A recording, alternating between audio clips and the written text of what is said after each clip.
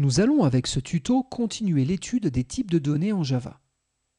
Et nous allons plus précisément nous focaliser sur la manipulation des caractères. Je vous propose de reprendre notre atelier de développement, Eclipse, et j'y ai préparé un petit exemple. Comme on l'a déjà dit, la syntaxe Java s'inspire fortement de la syntaxe C. La manipulation des caractères est donc très fortement similaire, à une grosse nuance près néanmoins. Je vais y revenir. À partir de là, notez que ici, j'utilise des doubles guillemets. On a fait ça assez fréquemment dans les tutos précédents. Ça, ce n'est pas un caractère, hein, c'est une chaîne de caractères. Donc la variable TheStr ici est typée string. C'est une chaîne de caractères. Si on veut manipuler un caractère, il faut utiliser la syntaxe simple cote.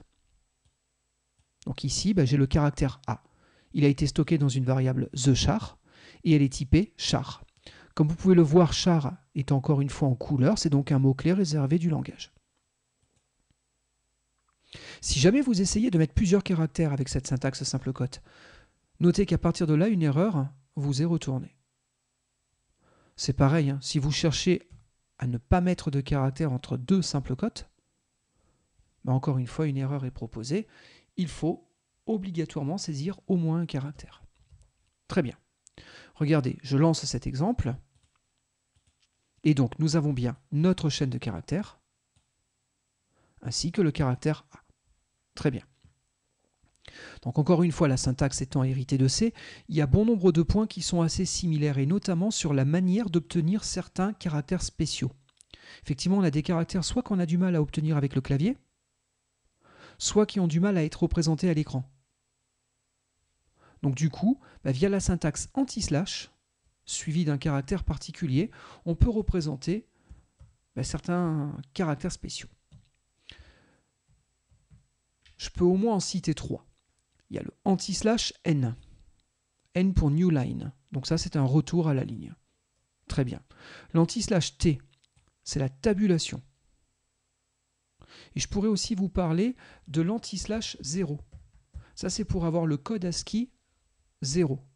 Mais pas le caractère 0, le code ASCII de valeur numérique 0. Donc le premier de la table. C'est aussi possible de le manipuler via cette syntaxe-là. Entre simple code, bien entendu.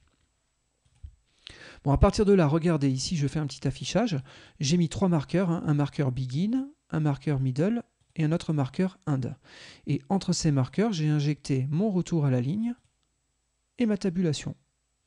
Bon, et bien, regardez, je sauvegarde mon fichier, je relance l'exécution du programme, et donc on a donc bien le retour à la ligne entre begin et middle, et on a aussi notre tabulation entre middle et end. Parfait. Alors comme je vous disais il y a quelques secondes, même si les syntaxes C et Java se ressemblent fortement, il y a néanmoins une nuance importante. On y est. La nuance importante, c'est qu'on n'est pas basé sur les mêmes systèmes d'encodage. En C, de manière classique, on utilise soit la table ASCII, soit un dérivé d'ASCII. Par exemple, ISO 8859-1, par exemple, ISO latin 1, qui est utilisé pour nous, en tout cas pour les caractères accentués français. Alors, attention, en C, on peut passer en Unicode, mais ce n'est pas par défaut. Donc par défaut, on est en ASCII. Eh bien, en Java, on est en Unicode. Et la différence entre ASCII et Unicode, c'est qu'en ASCII, un caractère égale un octet en mémoire. Donc dans l'absolu, on peut représenter 256 caractères différents. Alors que si on est en Unicode, un caractère égale 2 octets. Ce qui vous donne donc accès à des milliers de caractères supplémentaires. Des caractères grecs, caractères cyrilliques, caractères hébreux, caractères arabes, caractères chinois, et ainsi de suite. Afin de mieux comprendre cela, je vous propose d'aller voir ce site-là, donc le site unicode-table.com. En français ou en anglais, c'est comme vous voulez. Regardez, je prends donc un nouvel onglet, j'y colle l'adresse en question, et donc vous voyez, le site vous propose un certain nombre de caractères, et plus précisément tous les caractères de la table Unicode. Les plus curieux d'entre vous auront remarqué certainement que la table Unicode, en vérité, s'appuie sur ASCII. Les 128 premiers caractères sont les caractères ASCII. Très bien. Et puis ensuite, on a d'autres caractères. Et notez bien, à partir de là, on est supérieur à 255. On est passé sur le deuxième octet. Et donc, on a tout un ensemble de caractères qui vous sont proposés. Vous avez vu, hein, quand je déplace la page avec la souris, avec la molette de la souris, on voit ici apparaître la plage de caractères qui est momentanément affichée. Donc ici, c'est du latin étendu. Et on voit les pays, les régions, hein, sur lesquelles on peut retrouver ces caractères. Bon, ben regardez, je continue à avancer. Hein. Et là, ben, peut-être avez-vous reconnu les caractères grecs. Bon, il nous le dit bien, hein, c'est les caractères grecs utilisés en Grèce. Tout va bien. Donc à partir de là, bon, ben, on y retrouve tous les caractères classiques, et notamment le pi. Tiens, je vais jouer avec des pi. Donc ici, on a un pi majuscule. Ici, on a un pi minuscule. Bon, ben, ces caractères-là ont des valeurs numériques un petit peu plus conséquentes. Elles sont exprimées de deux manières différentes. Vous avez vu, là, je suis en survol de la souris. Hein. Quand je mets ma souris sur un caractère, j'ai cette petite pop-up là qui m'affiche les caractères, mais je peux aussi cliquer dessus. Et dans ce cas-là, j'ai un petit peu plus d'informations qui me dit que ici, c'est bien le caractère grec pi écrit en majuscule. Et ici, ben, nous avons le même en minuscule. Et regardez, pour chacun de ces caractères-là, vous avez soit sa codification en hexadécimale, donc ici c'est 0,3 à 0, soit sa codification décimale, 928. C'est pareil, hein, ici nous avons le 0,3C0 ou 960 en décimale.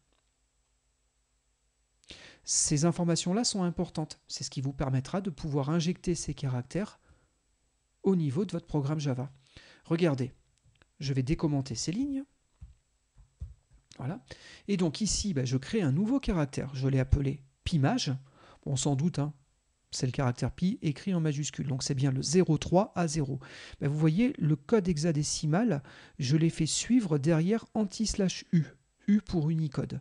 Et donc là, j'ai bien les deux octets qui représentent le caractère que je souhaite afficher.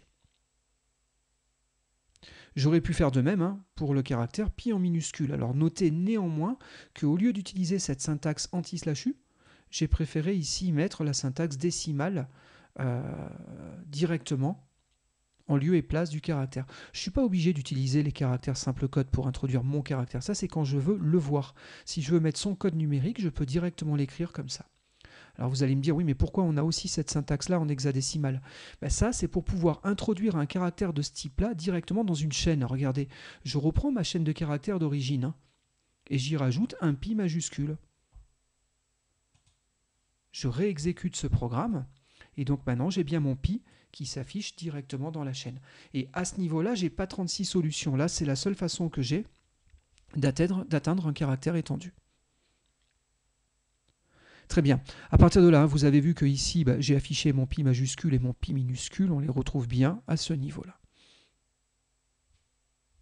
Très bien. Maintenant, ce qu'il faut savoir, c'est que Java met aussi à votre disposition un certain nombre, on va dire, de fonctions. Bon, la notion de fonction n'existe pas vraiment en Java. On reviendra sur ça un petit peu plus tard. Il faudrait plutôt parler de méthode statique. Mais pour le moment, dites-vous que fonction ou méthode statique, c'est quasiment la même chose. Mais donc, on a des méthodes statiques, des fonctions qui nous sont proposées et qui permettent de tester les caractères que vous allez manipuler dans votre programme Java. Regardez, je vais décommenter ces dernières lignes de code. Et comme vous pouvez le voir ici, bah, j'utilise une fonction qui s'appelle isDigit. Elle est portée par la classe caractère. Cette classe, hein, c'est elle qui porte toutes les fonctions qui sont associées au type char. Regardez, si je me mets derrière le point ici, et que là je fais CTRL espace, bah vous voyez à ce niveau-là, on a toutes les fonctions, hein, qui nous sont proposées. isDigit, qui me permet de savoir si j'ai affaire à un digit. Est-ce que c'est un caractère autorisé dans un identifiant Java, dans un nom de variable, par exemple? Est-ce que c'est une lettre, isLetter? Est-ce que c'est un espace, un séparateur, par exemple? Est-ce que c'est de la majuscule, is uppercase? Est-ce que c'est de la minuscule, is lowercase? Vous avez donc tout un ensemble de méthodes qui vous sont proposées. À partir de là, j'ai fait quelques exemples. Ici, je vais tester TheChar. Donc TheChar, il vaut A. Et je lui demande, est-ce que A, c'est un digit? À partir de là, je teste, en enregistrant bien entendu. Et donc non, hein, A n'est pas un digit. Par contre, 3, bah oui, 3, ça l'est normalement. On vérifie. Et donc ici, on a bien true. Très bien. À partir de là, je vais vérifier maintenant si PIMIN est une letter. Alors regardez, j'aurais pu le faire déjà sur the char. Est-ce que A est une lettre? À ma foi, ça paraît normal de penser que oui. Mais maintenant, la question, c'est est-ce qu'il sait aussi le faire sur des caractères grecs? Puis on pourrait imaginer des lettres dans n'importe quel alphabet. Hein. Bon, bah à partir de là, on s'aperçoit que le isLetter, il est quand même plutôt sophistiqué. Il est allé vérifier qu'on avait bien affaire à une lettre grecque. Très bien. À partir de là, ici, j'utilise le caractère Pimage. Est-ce qu'une majuscule, est-ce que le pi en majuscule, c'est une uppercase? On va vérifier. Eh bien oui, c'est bien un caractère en majuscule. Est-ce que le pi en minuscule, donc qui était défini à ce niveau-là, est-ce que lui aussi c'est une majuscule? Bon, vous connaissez le résultat bien entendu, mais en tout cas le système le détecte bien. Donc nous avons tout un ensemble de fonctions. Hein. Je vous rappelle, pour toutes les listées, il vous suffit de vous mettre derrière caractère, derrière le point, et en faisant CTRL espace, vous avez ici tout un ensemble de méthodes qui vous sont proposées. Et toutes ces méthodes permettent de tester la nature des caractères que vous allez manipuler dans votre programme. Bon, j'espère que cette notion de caractère est un petit peu plus claire pour vous. Amusez-vous à bien utiliser donc, cette syntaxe anti/u pour tester un petit peu tous les caractères. Hein. Si vous êtes curieux, vous verrez que vous avez encore plein d'autres plages. Hein. Ici, on a les plages de caractères arabes.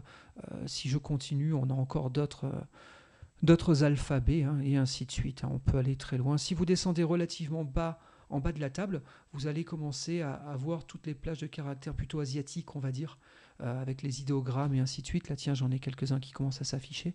Bon, voilà, c'est toujours pareil. Si je voulais avoir ce caractère-là dans mon programme Java, voici les codes à utiliser. Très bien. Ça me fait penser à une dernière petite chose aussi qui me vient à l'esprit. C'est bien beau de vouloir avoir ce caractère. Mais attention, faut-il que votre police de caractères connaissent bien le glyphe. Des fois, certaines polices n'affichent que les caractères les plus classiques et pas forcément tous les caractères Unicode. Donc, faites bien attention à la police que vous utilisez.